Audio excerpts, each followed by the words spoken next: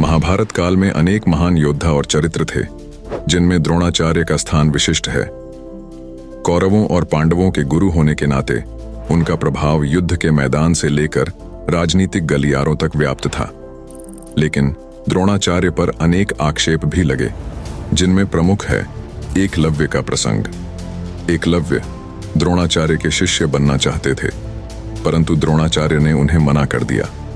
निराश एकलव्य ने द्रोणाचार्य की मूर्ति बनाकर उनसे शिक्षा ग्रहण की। जब द्रोणाचार्य को इसका पता चला तो उन्होंने एकलव्य से गुरु दक्षिणा के रूप में दाहिने हाथ का अंगूठा मांग लिया। यह घटना अक्सर द्रोणाचार्य की क्रूरता और अन्यायपूर्ण व्यवहार के प्रमाण के रूप में पेश की जाती है। लेकिन क्या यह पूरी सच्चाई है?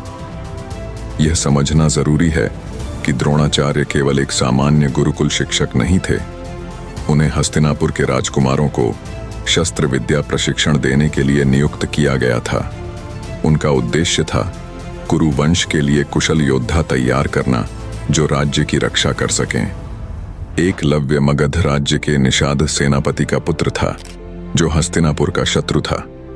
द्रोणाचार्य जानते थे कि यदि वे एकलव्य को शिक्षा देते हैं तो वह मगध राज्य के लिए शक्तिशाली योद्धा बन सकता है, जो हस्तिनापुर के लिए खतरा बन सकता था।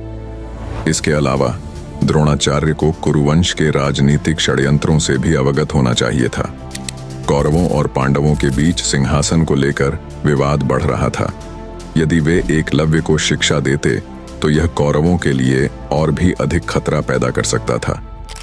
द्रोणाचार्य का निर्णय, चाहे वह कितना भी कठोर क्यों न लगे, कुरुवंश और हस्तिनापुर राज्य की रक्षा के लिए लिया गया था। वे एक कुशल गुरु, रणनीतिकार और राजनीतिज्ञ थे, जिन्होंने कठिन परिस्थितियों में भी कठोर निर्णय लेने का साहस दिखाया। यह कहना गलत होगा कि द्रोणाचार्य ने अन्याय किया। उन्होंने अपनी जिम्मेदारी का पालन करते हुए वही किया जो उन्हें सही लगा।